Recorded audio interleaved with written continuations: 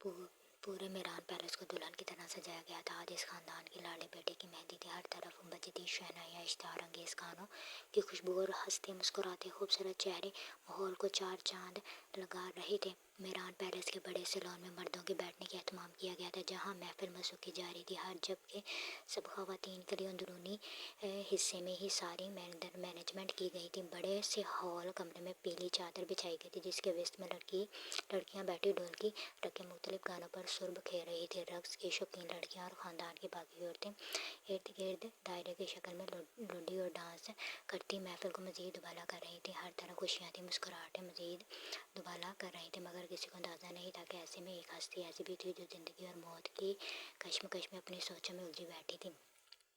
इससे फैसला नहीं हो पा रहा था कि ज़िंदगी के इस मोड़ पर मौत को गले लगाना ठीक था या ज़िंदगी को थोड़ी मोहलत और मिलनी चाहिए थी। लेकिन जो आगे चलकर उसके साथ होने वाला था वो उसे अपने लिए मौत से भी बदतर समझती थी। कुछ देर इसी सोच के ज़रिए से रहने के बाद उसकी वीरान आंखें एक फैसले पर पहुंचकर चमक उठी थी।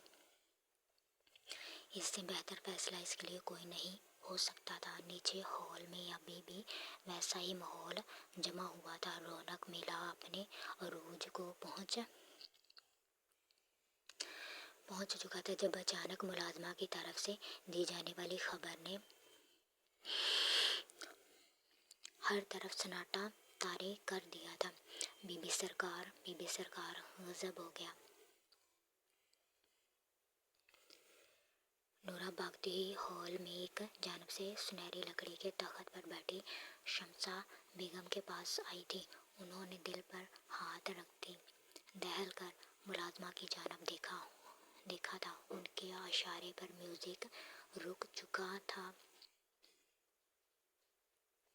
मुलाजमा की हवाइयाँ उड़ते चेहरे से लग रहा था बात छोटी बिल्कुल भी नहीं थी। किसी अनहोनी के ख्याल से उनका दिल धड़क उठा था। क्या हुआ नूरा? उनके साथ साथ बाकी सबकी नज़रें भी नूरा पर टिकी हुई थी। बीबी सरकार, वो जुनेशा बीबी। नूरा पूरी सांस के साथ अल्फाज अदा नहीं कर पा रही थी। वजूद थर-थर कांप रहा था। क्या हुआ जुनेशा को? फजीला बेगम के दिल पर हाथ पड़ा था। वो भी आगे बढ़ी थी। उन्होंने जहर ले ली। नूरा के अल्फाज थे या आसमान टूटा था। मेहरान पैलेस पर सब खवातीन फटी बड़ी नज़रों से नूरा की जानब देख रही थी। हॉल के दरवाजे पर खड़े सरफराज के कानों तक भी ये बात पहुंच चुकी थी। वो उन्हीं कदमों पर बाहर की जानब बढ़ गया था जिस लड़की की शादी पर कुछ देर पहले शहनाइयाँ बज रही थी। अब कुछ लम्हों बाद उसी की वजह से वहाँ सफ़े मातम बिछ गया था। घर के मर्द हजरात भी ये खबर मिलते भागे अंदर आए थे और जुनेशा को फौरी तौर पर हॉस्पिटल ले जाया गया था। कुछ देर पहले के खुले चेहरे अब मुरझा चुके थे।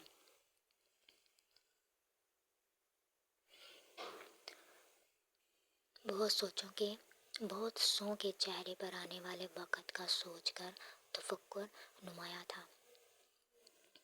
कोई नहीं सोच सकता था कि जुनेशा की इस हरकत के बाद आने वाला तूफान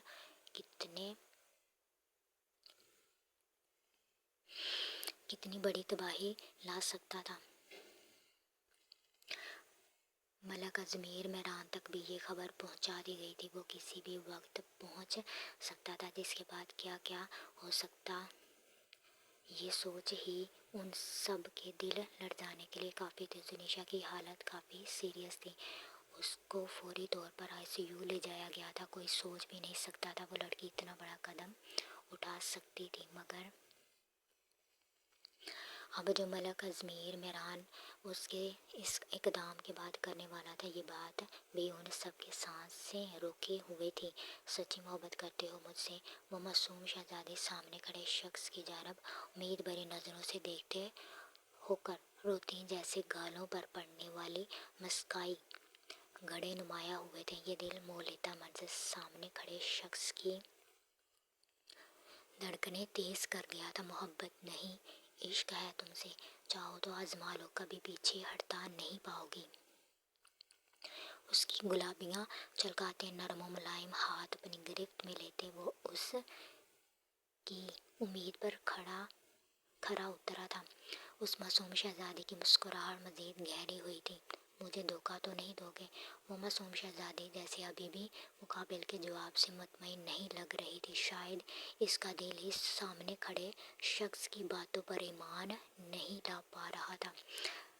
कभी नहीं, अपनी सांसों से धोखा कर जाऊंगा, मगर तुमसे कभी नहीं।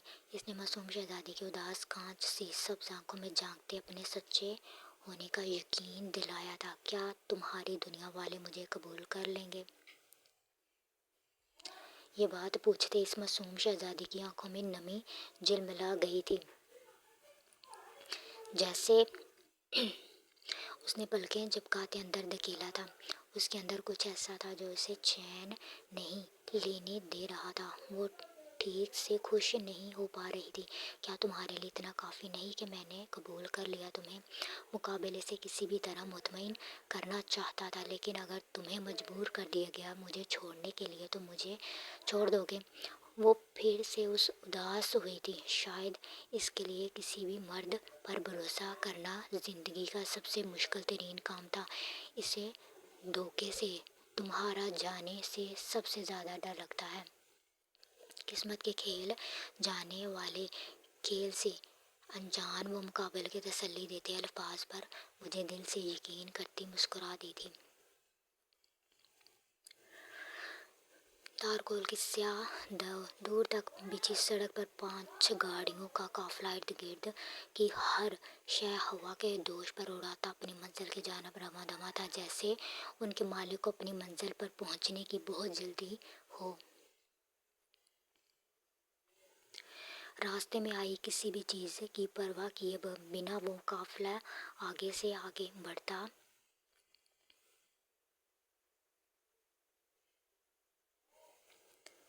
बढ़ता जा रहा था। वो बहुत ही खूबसूरत पहाड़ी रास्ता था, जिसके एक जानब बहुत ही। नेक्स्ट एपिसोड के लिए सब्सक्राइब, लाइक